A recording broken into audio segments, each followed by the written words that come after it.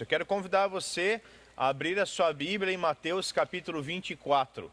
Nós estamos estudando o sermão profético de Jesus, o sermão escatológico de Jesus, já há algumas semanas. Então eu quero convidar você a abrir a sua Bíblia aí, em Mateus capítulo 24. Mateus capítulo 24 nos mostra, o assunto todo aqui deste capítulo é nos mostrar o programa profético de Deus para Israel. Jesus aqui ele está falando com os judeus, seus discípulos judeus, mostrando qual é o projeto de Deus para a nação de Israel, e até o retorno do rei e o estabelecimento do seu reino sobre a terra. Nós já vimos então que ele começa falando sobre a tribulação. Virá um tempo sobre a terra de tribulação, aquilo que Jesus chama de princípio das dores. Quando a igreja for arrebatada, levada aos céus, o anticristo se manifestar sobre a terra e por meio dele, então, uma série de questões começarem a acontecer. Na verdade, nós vimos também que o próprio Senhor Jesus vai depois dividir esse tempo, de acordo com Daniel, capítulo 9, em duas fases. Esse período de tribulação, Jesus interpreta este período de tribulação, observando Daniel, e ali em Daniel nós vemos então um período de 7 anos. 7 anos divididos em duas partes. Uma primeira parte de tribulação e uma segunda parte que o Senhor Jesus vai chamar de grande tribulação, que é onde nós estamos observando aí nas últimas semanas. Vimos que a grande tribulação começa então com a manifestação do anticristo, o abominável da desolação, entrando no templo em Israel, em Jerusalém, reivindicando a adoração para si. E começamos então na semana passada a ver algumas características da grande tribulação. Olhamos para Apocalipse capítulo 8 e 9, mostrando as características da grande tribulação no mundo todo. E observamos Mateus capítulo 24, versículos de 16 a 28, as características da grande tribulação sobre o povo judeu, que é com quem Jesus está falando aqui em Mateus capítulo 24. E nós então, só para colocar você dentro, atualizar você dentro do nosso estudo aqui de Mateus 24, temos usado aqui este mapinha aqui com um quadro, né, dos eventos futuros, as questões que ainda vão acontecer. Você pode ver aí na sua tela 7 anos de tribulação, o que estará acontecendo. A igreja já foi arrebatada e enquanto isso no céu estará acontecendo o tribunal de Cristo, as bodas do Cordeiro, a união de Cristo com a sua igreja, e aqui na terra a manifestação do anticristo e a ira de Deus sendo derramada por uma série de juízos, juízo dos selos, juízo das trombetas e juízo das taças. Nós já vimos juntos aqui o que vai acontecer no juízo dos selos e no juízo das trombetas. Talvez a gente não consiga ver o juízo das taças, mas isso tudo vai acontecer num período de 7 anos aqui na terra. Sabemos que lá no céu, no tribunal de Cristo, nas bodas do Cordeiro, lá tudo será atemporal. Mas aqui na terra estaremos passando por um período de 7 anos. E no final desses 7 anos, então, é onde nós vamos começar hoje. No final desses 7 anos acontece a segunda vinda de Cristo, acontecerá o retorno de Cristo. Só para os irmãos entenderem, essa última fase aqui, o finalzinho da tribulação, essa reta final da tribulação, no final desses 7 anos, acontecerá aquilo que vários textos bíblicos, como Daniel, Joel, Zacarias 14, Apocalipse 16, chamam de uma grande batalha final entre os justos e os ímpios, o homem da iniquidade, aquilo que Apocalipse vai chamar da campanha, da batalha do Armagedon. Jesus Cristo, então, ele voltará no meio desta batalha. Eu estou só contextualizando você pode depois ler esses textos que eu coloquei na tela, Daniel 11, Joel 3, Zacarias 14 e Apocalipse 16. Pois bem, quando a batalha do Armagedon estiver armada, quando o anticristo intentar uma guerra contra os judeus a fim de exterminá-los da terra, Jesus Cristo voltará sobre o Monte das Oliveiras, segundo Zacarias capítulo 14. E eu quero então olhar com você aqui hoje justamente o final da grande tribulação, porque o final da grande tribulação marca a volta de Cristo para a terra. O final da grande tribulação marca o retorno de Cristo para a terra. E eu quero ler com você então Mateus capítulo 24, versículos 29 a 31. Mateus 24, versículos 29 a 31. Imediatamente, após a tribulação daqueles dias, o sol escurecerá, a lua não dará sua luz, as estrelas cairão do céu e os poderes celestiais serão abalados. Então, aparecerá no céu o sinal do Filho do Homem, e todas as nações da terra se lamentarão, e verão o Filho do Homem vindo nas nuvens do céu, com poder e glória. Ele enviará os seus anjos com grande som de trombeta, e estes reunirão os seus eleitos dos quatro ventos, de uma a outra extremidade dos céus.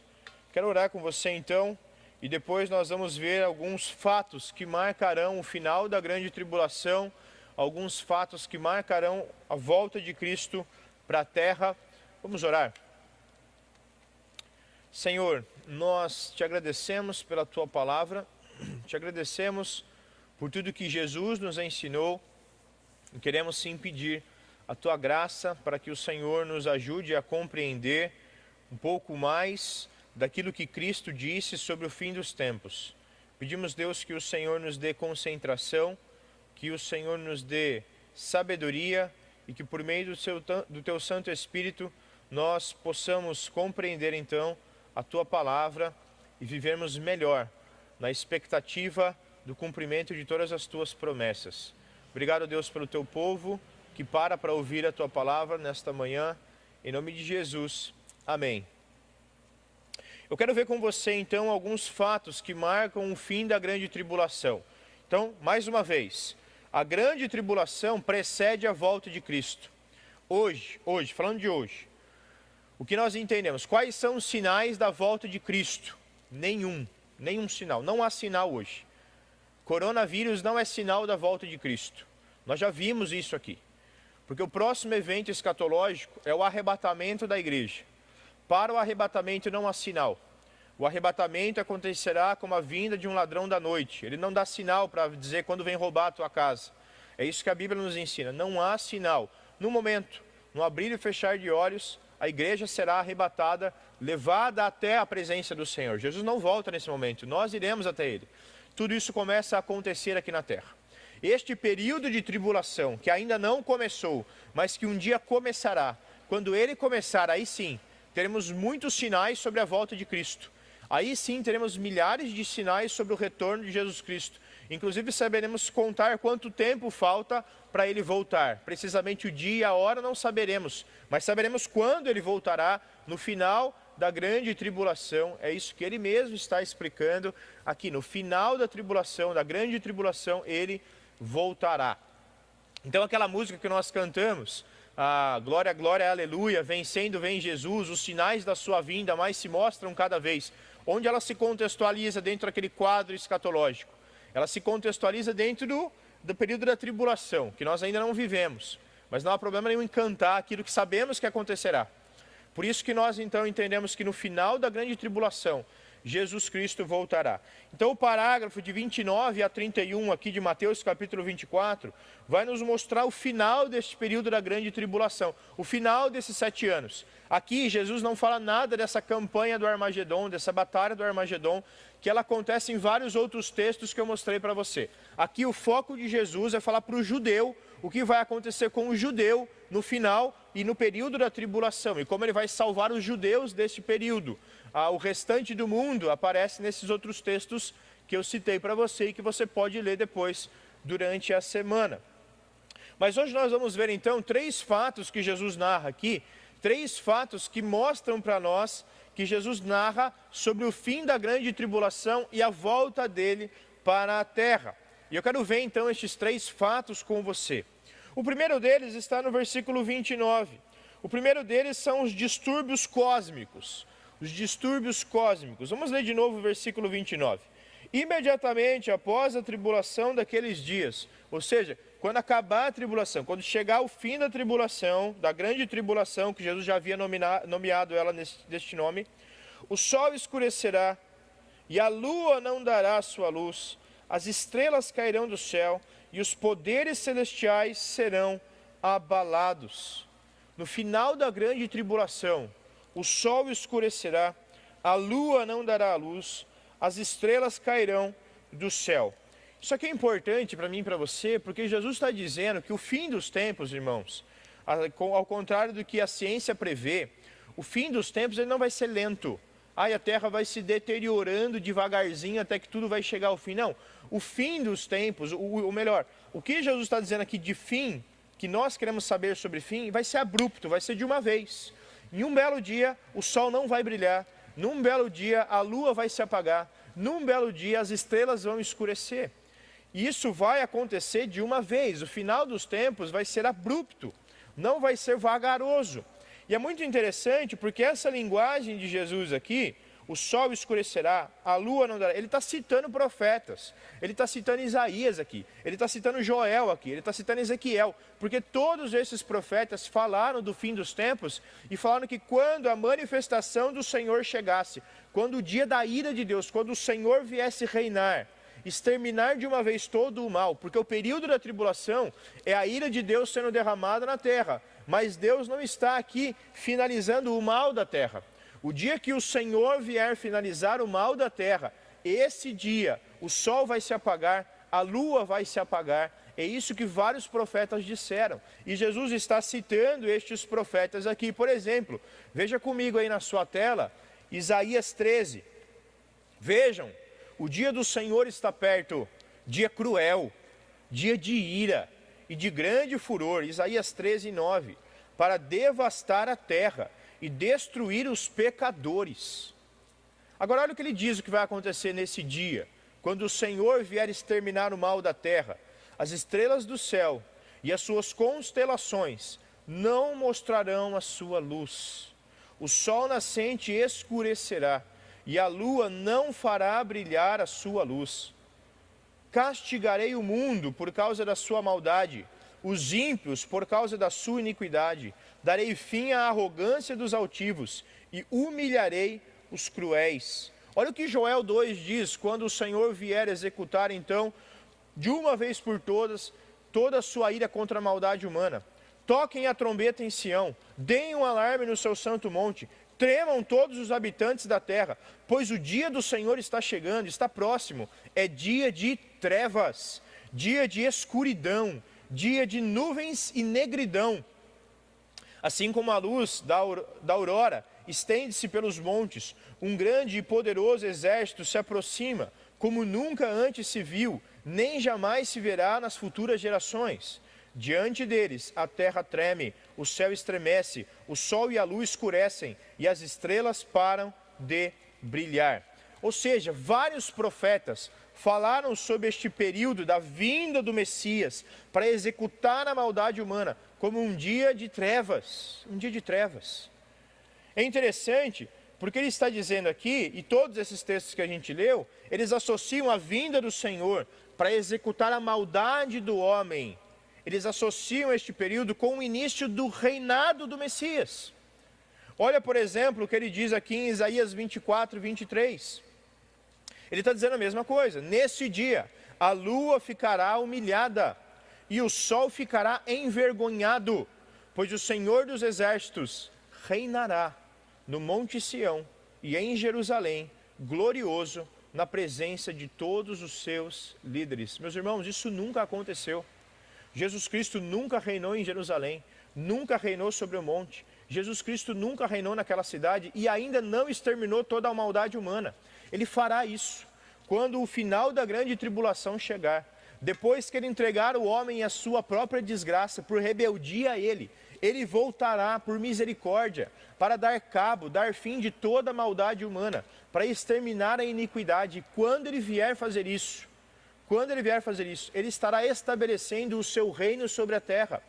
E é muito interessante, porque quando ele vier fazer isso, o sol, a lua e as estrelas vão apagar o seu brilho, quando ele estiver chegando.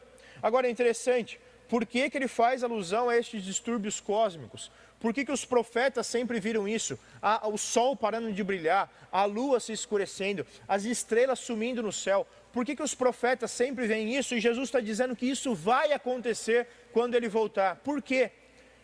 É muito difícil entender o porquê. Mas a gente consegue chegar em pelo menos duas conclusões lógicas e racionais aqui. Por que que o sol vai apagar o seu brilho? Eu entendo que quando Jesus se manifestar em glória, porque você precisa entender isso, Jesus na sua primeira vinda, ele veio humilde, humilhante e humilhado, como um servo sofredor, mas na sua segunda vinda, ele voltará em glória, ele voltará com todo o seu esplendor. Eu entendo que o texto bíblico está dizendo é que quando Jesus se manifestar com a sua glória, o sol, a lua, as estrelas não poderão competir com a sua luz, não poderão competir com a sua majestade, não poderão competir com a sua glória. Eles ficarão apagados diante do brilho de Cristo, porque Jesus Cristo não é um moribundo que foi colocado na cruz e abandonado lá. Jesus Cristo é o Senhor do universo, é o Rei da glória. Nada compete com o seu brilho, nem o sol, nem as estrelas, nada compete com a sua luz. Então o dia de Cristo será marcado por um dia de envergonhamento celestial. Bom, deixa eu colocar em outras palavras. O universo vai se humilhar perante a glória e a grandeza de Cristo. Se você olhar para o Apocalipse, todas as pragas que Deus enviará para a terra, todas elas terminam com a mesma expressão: e os homens não se arrependeram dos seus maus caminhos. Apocalipse diz isso. Agora, quando o Senhor Jesus se manifestar, o universo inteiro vai se humilhar diante dele. O brilho do universo vai se apagar, porque o brilho eterno estará chegando. A luz eterna estará se aproximando, se tornando visível a toda a criação, a tudo aquilo que foi criado. Hoje, a luz de Cristo, o brilho eterno, a sua glória já são reais num outro plano, num plano que materialmente a gente não enxerga. Mas quando ele for se manifestar, toda a glória do mundo criado vai baixar a sua bola, vai diminuir a sua luz, porque a verdadeira luz estará chegando. O sol não pode contemplar a glória de Cristo. Você tentou já olhar para o sol?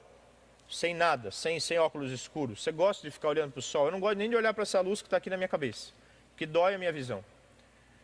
Imagine a luz de Cristo, aquele que criou o sol, aquele que criou todos os sóis, aquele que criou todas as estrelas. Quando ele se manifestar, a sua criação se humilhará diante da sua presença.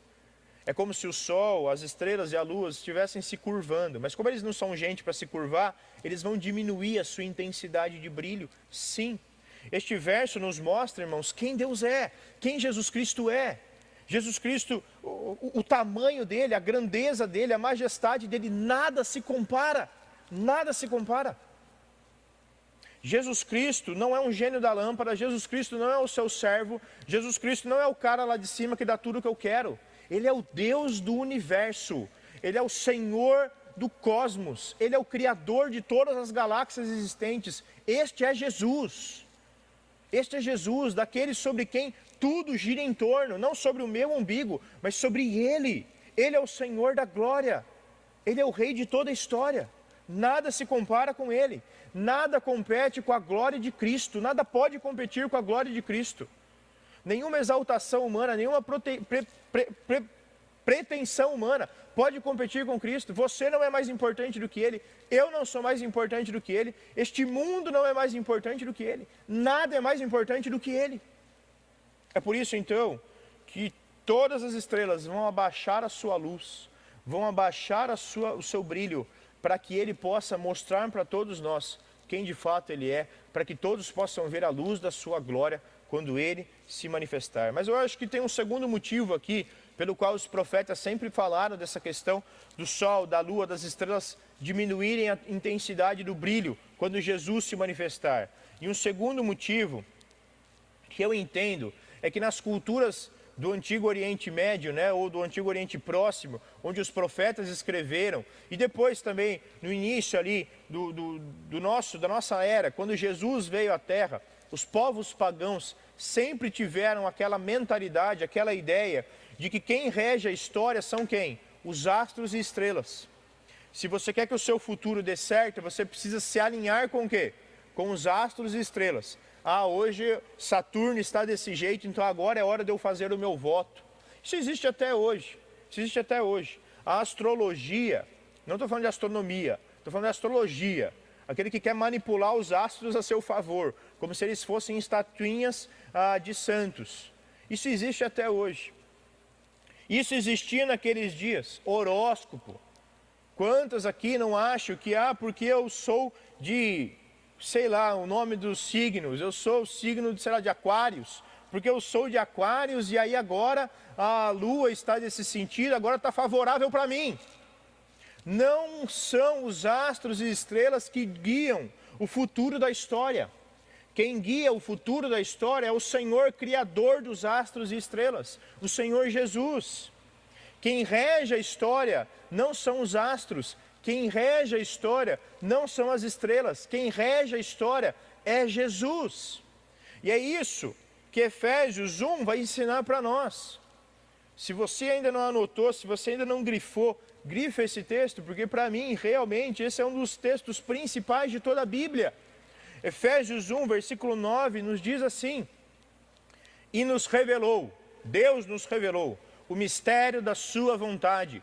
Qual é a maior vontade de Deus? De acordo com o seu bom propósito, que Ele estabeleceu em Cristo, isto é, de fazer convergir em Cristo todas as coisas, celestiais ou terrenas, na dispensação da plenitude dos tempos. Sabe qual que é a vontade de Deus para toda a criação?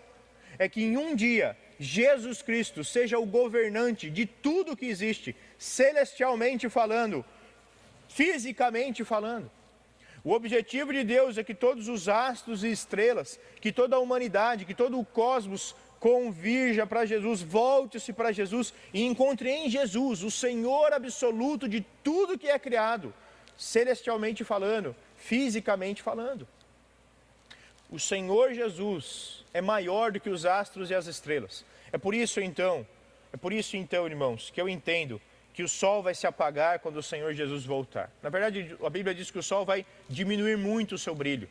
As estrelas sumirão no céu quando o Senhor Jesus vier. A lua não vai dar a sua luz, não vai refletir a luz do sol, porque a glória de Cristo é maior do que qualquer glória criada por próprio Cristo. É interessante porque há aqui uma linguagem poética, sim, há uma linguagem poética, mas não deixa de ser uma linguagem literal, porque de todos os profetas, Zacarias 14 é o que vai descrever de modo literal o que vai acontecer na volta de Jesus, onde ele vai pisar, o que ele vai fazer. Zacarias 14 diz de modo literal o que ele vai fazer. E é muito interessante, porque lá em Zacarias 14, vai dizer que literalmente, olha aí comigo, naquele dia não haverá calor nem frio.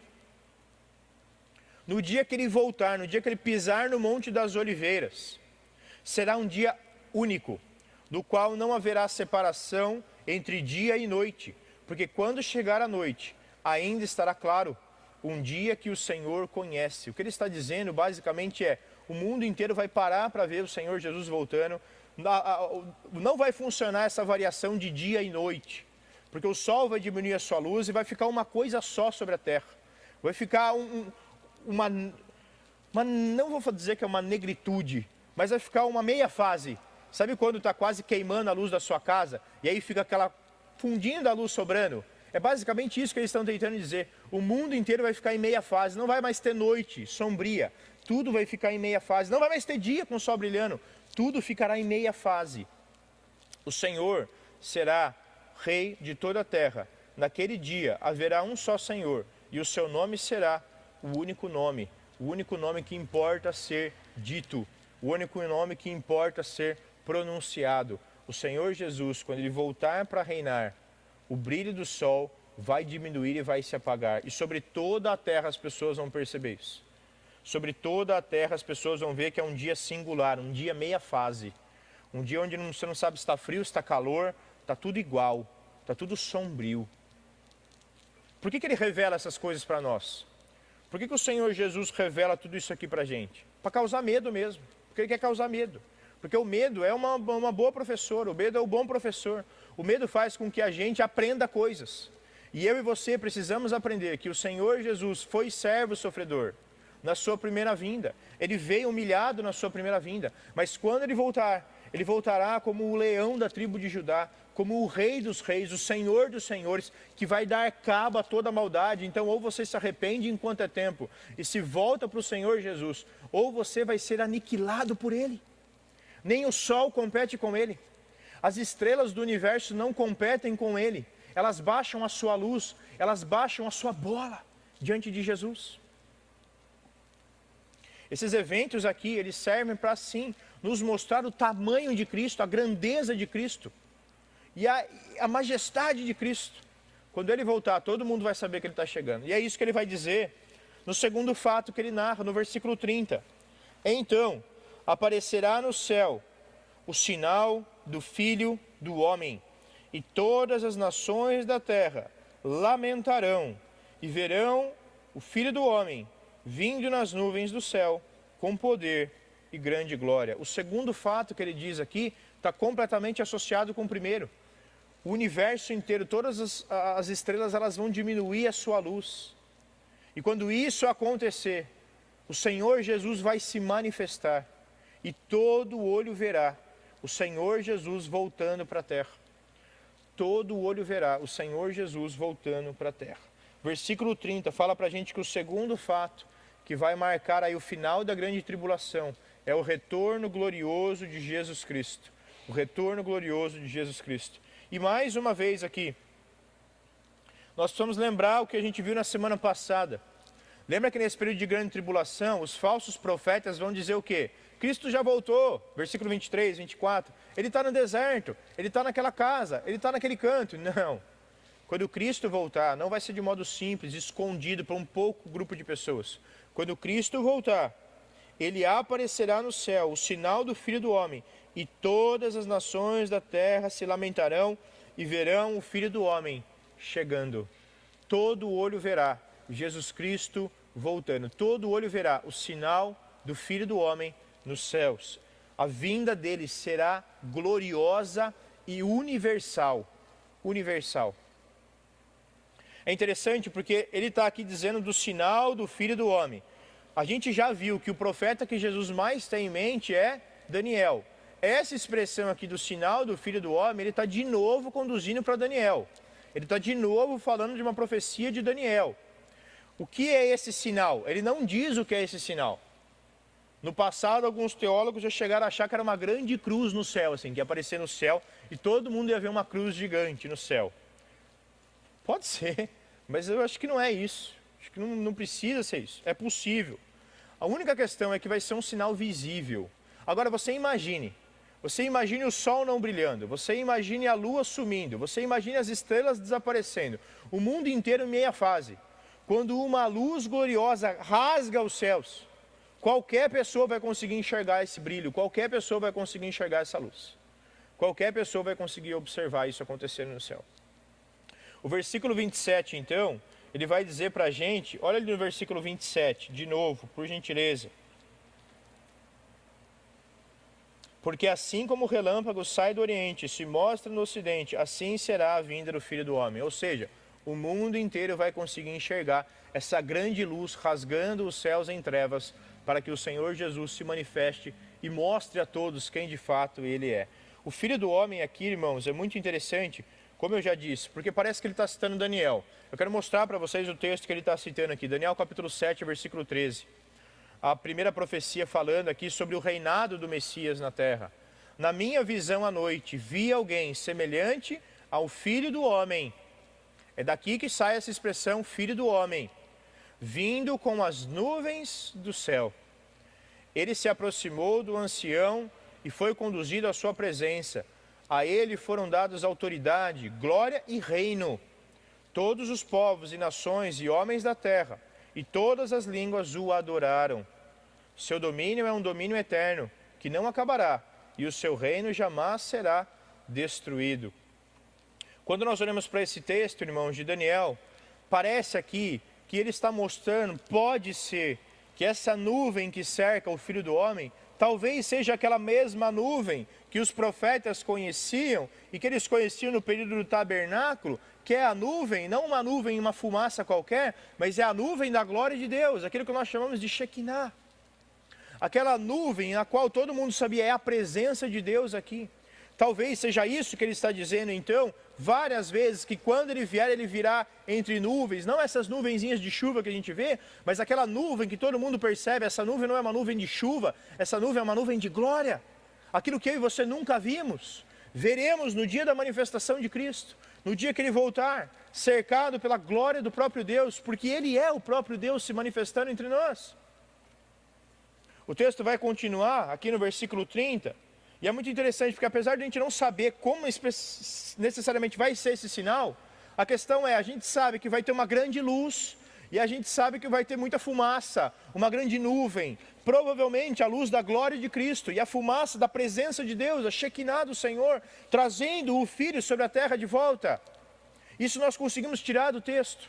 A questão é, todo mundo vai perceber isso. Se vai ser usada a tecnologia para filmar de perto ele chegando, porque Atos diz que ele vai voltar como ele foi, no mesmo corpo que ele foi, ele voltará, num corpo humano. A questão é, quando o céu se rasgar, todo mundo virá uma grande luz e uma grande fumaça de glória, e saberemos, o Senhor Jesus está descendo de volta para a terra.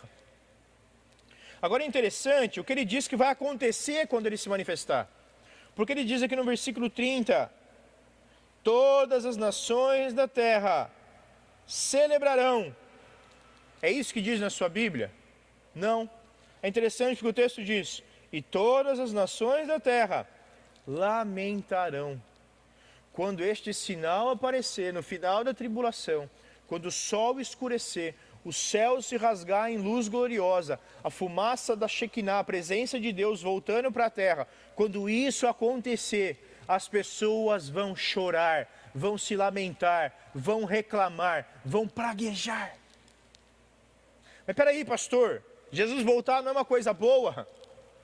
Ele não vai trazer paz, justiça eterna sobre a terra?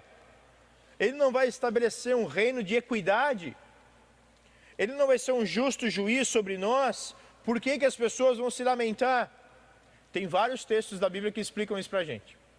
Por exemplo, e um dos que eu acho mais importantes de todos, quando a gente olha para o final do ministério de Paulo, ele vai dizer uma coisa muito importante para nós. 2 Timóteo capítulo 4, versículos 7 e 8. Combati o bom combate, terminei a carreira, guardei a fé, agora me está reservada a coroa da justiça, que o Senhor, justo juiz, me dará naquele dia, e não somente a mim. E aqui é um detalhe do texto que muitas vezes a gente não presta atenção e passa despercebido, mas também a todos aqueles que amam a sua vinda, que amam a sua vinda. Sabe por que as pessoas vão lamentar? Porque elas não amam a vinda do Senhor Jesus. O mundo odeia Jesus. O mundo não ama Jesus. O mundo não quer saber de Jesus. O mundo deu as costas para Jesus. E quando o mundo vê Jesus voltando, as pregações se cumprindo, a palavra dos servos de Deus se realizando, quando o mundo vê isso acontecendo, o mundo vai se lamentar, porque o mundo odeia Jesus. O mundo não ama Jesus. Quando isso acontecer, os incrédulos vão se lamentar porque eles vão entender que o momento da punição eterna deles está começando. É isso, por exemplo, que 2 Tessalonicenses nos ensina. Isso acontecerá quando o Senhor Jesus for revelado lá do céu, com seus anjos poderosos, em meio a chamas flamejantes. Ele punirá os que não conhecem a Deus e os que não obedecem ao Evangelho do nosso Senhor Jesus Cristo. As pessoas vão lamentar porque elas saberão que o juízo eterno delas está começando. A punição eterna dos homens que zombaram de Cristo, que deram as costas para Cristo, começará neste exato momento. Começará aqui. Todo mundo saberá que de fato o inferno é real e que de fato o Senhor Jesus Cristo julgará o mal do jeito certo. Hoje as pessoas tentam ignorar o inferno, tentam fingir que ele não existe, mas quando as pessoas virem Jesus voltando de modo glorioso, elas saberão, o céu é real. Peraí, mas o inferno é real também. Apocalipse capítulo 1:7 já diz isso para nós. Eis que ele vem com as nuvens, e todo o olho verá, até mesmo aqueles que o traspassaram, e todos os povos da terra se lamentarão por causa dele, assim será. Amém. Quando ele diz aqui, até aqueles que o traspassaram, o próprio autor de Apocalipse sabia que os soldados que mataram Jesus já tinham morrido. Ele está falando aqui do império que matou Jesus. Este império estará restabelecido, nós já vimos isso. Quando este império for restabelecido, o anticristo governará sobre ele. Todos eles verão aquele a quem mataram séculos ou milênios, ou décadas, ou milênios passados. Todos eles verão ele vindo e saberão que o dia do juízo está próximo. Todas as nações da terra vão chorar quando o Senhor Jesus Cristo voltar. É interessante porque ele está aqui incluindo os próprios judeus. Os judeus, que é o foco de Mateus capítulo 24, vão se lamentar quando o Senhor Jesus voltar. Vão chorar quando o Senhor Jesus voltar. Mas o motivo do choro dos judeus será outro.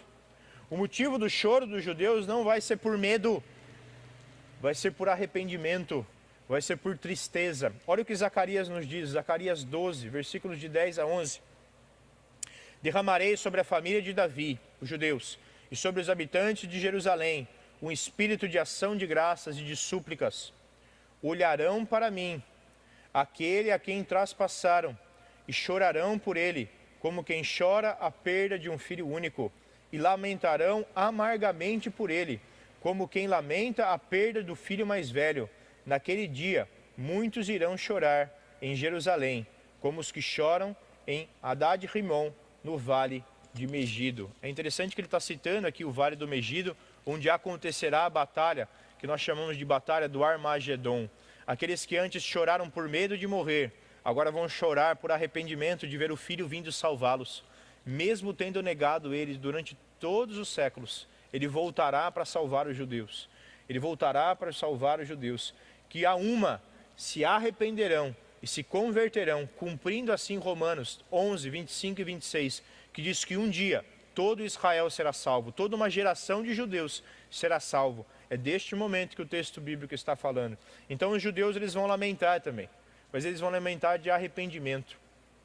O lamento deles vai ser de tristeza, porque durante tantos séculos nós renegamos que Jesus era o Messias, porque ficamos procurando outros Messias, porque renegamos que aquele que veio e morreu na cruz era o verdadeiro Messias. Eles vão chorar, mas o choro deles será diferente do choro dos incrédulos. Os incrédulos vão chorar por ódio, por terror e por medo. Os judeus vão chorar por lamento, porque reconheceram finalmente que mataram o Messias errado, mas que ele é Deus, e ele voltará para salvar todo o judeu das mãos do anticristo. Por fim, mas não menos importante, ele vai dar aqui um último fato que vai acontecer neste período final da grande tribulação em volta de Cristo. Versículo 31. E ele enviará os seus anjos com grande som de trombeta, e estes reunirão os seus eleitos dos quatro ventos, de uma a outra extremidade dos céus. Jesus ele voltará e ele pisará em Jerusalém, ele reinará a partir de Jerusalém. E quando ele voltar, ele enviará os seus anjos a toda a terra, ao som de trombeta. Essa trombeta aqui, nada tem a ver com a trombeta que vai soar no dia do arrebatamento. Nada tem a ver com a trombeta da ira de Deus de Apocalipse. São outras trombetas. As trombetas elas fazem parte de toda essa escatologia bíblica, porque elas anunciam coisas grandes chegando. Então os anjos sairão pela terra, ao som de grande trombeta, separando, recolhendo os eleitos de Deus, que estarão espalhados por todo o mundo, fugindo do anticristo. Uma grande concentração deles estará em Jerusalém, guerreando contra o anticristo, na batalha do Armagedon. Mas haverão muitos outros pelo mundo afora que estarão fugindo, se escondendo em montanhas, como o próprio Senhor Jesus disse para fazerem, ou vivendo disfarçadamente entre os homens. Estes serão levados até a presença do Senhor Jesus, serão levados até Ele. Quando Ele voltar, haverá uma reunião com todos os seus filhos. E novamente Ele está aqui citando um texto profético. Novamente Ele está citando aqui Isaías. Porque Isaías diz para nós que quando Ele voltar, Ele vai reunir os judeus que estarão cativos, presos, escravizados novamente. Por quem? Pelo próprio anticristo. Isaías 27 diz para nós o seguinte: naquele dia o Senhor debulhará desde as margens do rio Eufrates até o ribeiro do Egito. Ou seja, Ele vai trabalhar. E vocês, israelitas, serão ajuntados um a um. Naquele dia, todos os judeus serão levados à presença do seu Messias. E naquele dia soará uma grande trombeta. Os que estavam perecendo na Assíria e os que estavam exilados no Egito virão e adorarão o Senhor no Monte Santo em Jerusalém. Todos os judeus que estiverem fugindo do anticristo, todos os judeus que estiverem espalhados pelo mundo, serão reunidos pelos anjos de Deus e levados até a presença do Senhor Jesus, até a presença do seu rei. É isso que o próprio Senhor Jesus diz para nós no capítulo 24, alguns versículos adiante, quando ele diz que naquele dia 2 homens estarão no campo, um será levado e outro será deixado. 2 mulheres estarão trabalhando no moinho, uma será levada e outra será deixada. Ele está fazendo uma comparação aqui com o dilúvio. Levado aqui não é levado para o inferno, levado aqui é levado para a presença dele. Ser deixado é sinal de juízo. Assim como os homens que foram deixados fora da arca sofreram o juízo, todos os homens que forem deixados pelos anjos e não forem reunidos com Cristo serão lançados no inferno em alguns momentos. Mateus capítulo 25 vai mostrar isso para nós. Então aqui ele está dizendo o quê? Que quando o Senhor Jesus voltar, Apocalipse diz que ele vai voltar e ele nem vai guerrear contra Satanás e contra o anticristo. Ele só vai dizer e os dois vão ser lançados no inferno e acabou. A batalha vai acabar assim. Mas ele vai então reunir os seus filhos que estarão sofrendo nas mãos do anticristo, diante dele na cidade santa, na cidade de Jerusalém. Mateus capítulo 24 nos diz isso. As pessoas serão levadas, algumas serão deixadas. As que forem levadas serão levadas à presença do Messias. As que forem deixadas saberão que sofrerão juízo eterno. Quando ele diz aqui os 4 ventos, ele está dizendo aqui os 4 pontos, né, os 4 pontos da bússola, os 4 pontos aí, os pontos cardeais, norte, sul, leste e oeste. Ele está dizendo que as pessoas de todo o mundo serão levadas à presença dele. Os crentes de todo o mundo serão levados à presença dele. E este momento, essa reunião, vai envolver 2 coisas. Os eleitos de Deus, os que creem em Jesus Cristo, irão à sua presença para adorá-lo. Mas aqueles que forem abandonados, aqueles que forem deixados, posteriormente serão reunidos sim. Mateus capítulo 25 vai dizer isso para nós. E estes sofrerão o juízo das mãos do Senhor. De novo, Isaías 13. Nós começamos com esse texto. Ele diz assim: vejam, o dia do Senhor está perto, dia cruel, dia de ira, dia de grande furor, dia de devastar a terra e destruir os pecadores. Quando o Senhor Jesus voltar, a reunião dele, de todos os seus eleitos, vai ser para salvar os eleitos na sua presença, mas aqueles que forem abandonados o mundo afora, aqueles que seguiram o anticristo, aqueles que tiverem a marca da besta, estes sofrerão juízo eterno, estes sofrerão punição do Senhor, serão destruídos de uma vez por Jesus. Castigarei o mundo por causa da sua maldade, castigarei os ímpios por sua iniquidade, darei fim à arrogância dos altivos e humilharei os orgulhosos e cruéis. Ele não está dizendo só que matar alguém é ruim, ele está dizendo que ser arrogante, que se achar bom, que achar que você é dono da sua vida, isso é pecado aos olhos de Deus também. E ele vai destruir todos, aqueles que não se curvarem diante do Rei dos Reis e Senhor dos Senhores, Jesus Cristo. Segundo Tessalonicenses, nós já lemos, naquele dia ele virá com os seus anjos flamejantes e punirá os que não conhecem a Deus, os que não obedecem ao Evangelho do nosso Senhor Jesus Cristo. De novo, essa reunião do Senhor, ela vai envolver julgamento daqueles que não vierem, daqueles que ficarem largados mundo afora. Aqueles que forem trazidos à sua presença estarão salvos, como que um pastor cuidando das suas ovelhas. Mas o que vai acontecer fora do aprisco do Senhor Jesus Cristo é destruição e morte a todo aquele que rejeitou Jesus. Isaías 27, 12 e 13 diz: naquele dia o Senhor debulhará desde as margens do Eufrates até o ribeiro do Egito. Vocês, israelitas, serão ajuntados um a um. Vocês serão trazidos um a um à minha presença. E vocês me adorarão. Virão e adorarão o Senhor no Monte Santo em Jerusalém. Então o Senhor Jesus, a primeira coisa que ele vai fazer, na verdade a segunda, porque a primeira vai ser lançar o diabo no inferno. A segunda coisa que ele vai fazer é mandar que os seus anjos tragam todos os crentes que ainda estiverem vivos nesse período à sua presença. O Senhor Jesus voltará para a terra com os seus anjos e com toda a igreja que já havia sido transformada por ele no céu. Todos voltarão com ele e estarão ali com ele. Mas ele chamará aqueles que sobreviveram à tribulação. Os que sobreviveram à tribulação serão trazidos à sua presença. E aqueles que o rejeitaram durante a tribulação, que seguiram o anticristo durante a tribulação, estes serão largados onde estiverem. E os anjos do Senhor darão cabo de cada um, lançando cada um deles no inferno também. Mateus 23, 39. O contexto do texto que a gente está estudando aqui é interessante porque ele vai dizer, antes de começar todo esse sermão profético, o Senhor Jesus vai dizer o seguinte: declaro-vos, pois, que desde agora já não me vereis, até que venhais a dizer, bendito o que vem, em nome do Senhor. Quando que o judeu vai dizer que Jesus é bendito? Quando que o judeu vai dizer que Jesus é o Messias que vem em nome de Deus? Quando? Só quando eles se converterem ao Senhor Jesus, no final da tribulação, quando eles estiverem adorando o Senhor Jesus. O mundo inteiro, então, será dividido em dois grandes grupos, quando o Senhor Jesus voltar. É isso que ele vai dizer para nós no capítulo seguinte, quando ele explicar o que ele vai fazer aqui na terra depois que ele voltar. Quando o Filho do Homem vier em sua glória, com todos os anjos, e se assentará no trono da sua glória, todas as nações serão reunidas diante dele, e ele separará umas das outras, como o pastor separa ovelhas dos bodes. Mateus 25, versículo 32. E colocará as ovelhas à sua direita e os bodes à sua esquerda. Então dirá o rei: venham benditos de meu Pai, recebam como herança o céu. Não, recebam como herança o reino que lhes foi preparado desde a criação do mundo. As bases da volta de Cristo e do reino milenar estarão sendo estabelecidas aqui. Essas pessoas que forem trazidas à sua presença entrarão com ele numa nova fase da humanidade, daquilo que a Bíblia chama do reino de Cristo, Apocalipse capítulo 20.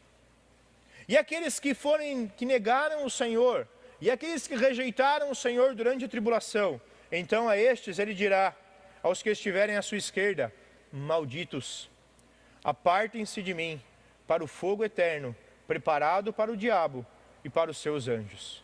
É isso que o Senhor Jesus vai fazer, logo que ele voltar. Ele voltará para a terra, enviará Satanás ao inferno, e reunirá, separará todos os habitantes da terra em dois grupos: aqueles que creem em Cristo e aqueles que não creem em Cristo. Aqueles que entendem que Jesus é o Messias prometido, estes entrarão com ele no seu reino.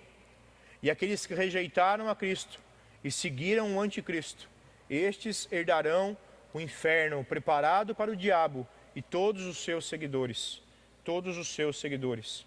Eu quero terminar com você, porque até aqui a gente está vendo o que vai acontecer na terra, quando o Senhor Jesus voltar. Mateus 24, o Senhor Jesus está mostrando para nós o que vai acontecer aqui na terra. Mas eu estou fazendo todo domingo esse paralelo entre a terra e o céu. E eu quero agora então convidar você, terminando essa aula, a abrir a sua Bíblia em Apocalipse capítulo 19. Porque a gente já viu o que vai acontecer aqui na terra no final da grande tribulação. Mas enquanto isso no céu, enquanto o Senhor Jesus estiver se preparando para voltar, Apocalipse diz para nós o que vai estar acontecendo no céu. E eu quero convidar você a ler comigo então Apocalipse capítulo 19, a partir do versículo 11. São vários versículos, mas a gente dá conta. Apocalipse capítulo 19, versículo 11. No final da grande tribulação aqui na terra, lá no céu, vi os céus abertos, e diante de mim um cavalo branco, cujo cavaleiro se chama Fiel e Verdadeiro. Ele está falando de Jesus aqui. Ele julga e guerreia com justiça. Seus olhos são como chamas de fogo, e em sua cabeça há muitas coroas, e um nome que só ele conhece e ninguém mais. Está vestido com um manto tingido de sangue, e o seu nome é Palavra de Deus. Os exércitos dos céus o seguiam, vestidos de linho fino, branco e puro, e montados em cavalos brancos. De sua boca sai uma espada afiada, com a qual ferirá as nações. Entenda que tudo isso daqui, ele está dando vários exemplos de questões alegóricas. O olho dele não está pegando fogo, ele está dizendo que o olho dele está vibrando com o que vai acontecer. Da boca dele não sai uma espada, o que ele está dizendo é que a boca dele, as palavras dele são poderosas. Essas pessoas aqui, vestidas de linho fino, elas apareceram antes. Foram aquelas que entraram nas bodas do Cordeiro, no casamento de Cristo com a igreja. Somos nós, aqueles que tiverem sido arrebatados, que receberão de Deus uma nova roupa, uma roupa de justiça, dizendo: agora vocês são perfeitos, agora vocês são como meu filho. E todos nós estaremos montados em cavalos, voltando com ele para a terra. Ele, versículo 15, da sua boca sai uma espada afiada, com a qual ferirá as nações. Ele as governará com cetro de ferro. Ele está dizendo o que ele vai fazer aqui na terra. Ele vai governar as nações da terra. Ele pisa o lagar do vinho do furor da ira do Deus Todo-Poderoso. Sabe o que ele está dizendo? Ele está dizendo que ele vai executar a ira de Deus. Versículo 16: em seu manto, em sua coxa, está escrito o seguinte nome: Rei dos Reis e Senhor dos Senhores. Vi um anjo então que estava em pé no sol e que clamava em alta voz a todas as aves que voavam pelo meio do céu: venham, reúnam-se para o grande banquete de Deus, para comerem carne dos reis, dos generais, dos poderosos, carne de cavalos e seus cavaleiros, carne de todos, livres e escravos, pequenos e grandes. Quem são esses todos aqui? Todos aqueles que se unirem na batalha do Armagedon, para exterminar os judeus, para exterminar Israel. Todos eles serão mortos pelo Senhor Jesus quando ele voltar. E os anjos estão dizendo para as aves do céu: venham comer os cadáveres daqueles que rejeitaram o Messias e maltrataram os filhos do Messias. Vi então a besta e os reis da terra e os seus exércitos reunidos para guerrear contra aquele que está montado no cavalo e contra o seu exército. A batalha do Armagedon não havia começado ainda. Mas a besta logo foi presa, e com ela o falso profeta que havia realizado os sinais milagrosos em nome dela, com os quais ele havia enganado os que receberam a marca da besta e adoraram a imagem da besta. Os dois foram logo lançados vivos no lago de fogo que arde com enxofre. A batalha aconteceu aqui? Não, nem aconteceu. Quando o Senhor Jesus voltar de modo glorioso, para encarar o anticristo, para encarar o próprio Satanás, o Senhor Jesus logo lançará os dois no inferno, e a batalha já acabou, com a palavra do seu poder. Versículo 21. Os demais foram mortos com a espada que saía da boca daquele que está montado no cavalo. Está falando de Jesus. E todas as aves se fartaram com a carne deles. Ele está dizendo que o Senhor Jesus exterminará a vida de todo aquele que o rejeitou e que perseguiu os seus discípulos com as suas próprias palavras. Versículo 20, capítulo 20, versículo 1. Vi descer dos céus um anjo que trazia na mão a chave do abismo e uma grande corrente. Ele prendeu o dragão, a antiga serpente, o diabo, Satanás, e o acorrentou por 1000 anos. Lançou-o no abismo, fechou e pôs um selo sobre ele, para assim impedi-lo de enganar as nações, até que terminassem os 1000 anos. Depois disso é necessário que ele seja solto por um pouco período de tempo. Versículo 4. Vi tronos em que se assentaram aqueles a quem havia sido dada autoridade para julgar. Vi as almas dos que foram decapitados por causa do testemunho de Jesus e da palavra de Deus. Eles não tinham adorado a besta, nem a sua imagem, e não tinham recebido a sua marca na testa, nem nas mãos. Eles ressuscitarão e reinarão com Cristo durante 1000 anos. O restante dos mortos não voltou a viver. O restante dos mortos é aqueles que foram mortos porque renegaram a Cristo. O restante dos mortos não voltou a viver até que se completassem os 1000 anos. Esta é a primeira ressurreição. Felizes e santos os que participam da primeira ressurreição. A segunda morte não tem poder sobre eles. Serão sacerdotes de Deus e de Cristo e reinarão com ele durante 1000 anos.